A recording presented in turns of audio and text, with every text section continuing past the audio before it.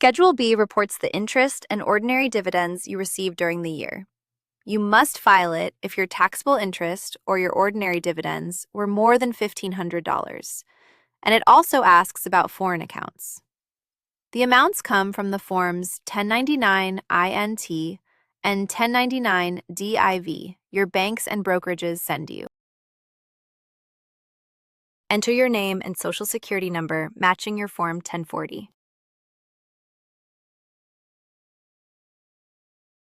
In Part 1, list each payer of interest and the amount, one line per payer, exactly as shown on your Form 1099 INT.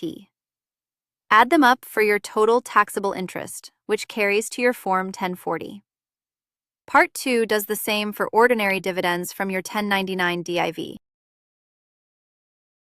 Part 3 asks whether you had a financial interest in or signature authority over a foreign account, a required disclosure even if no tax is due, so answer it carefully. Fill yours out free at FormsPal.com. This is general information, not tax advice.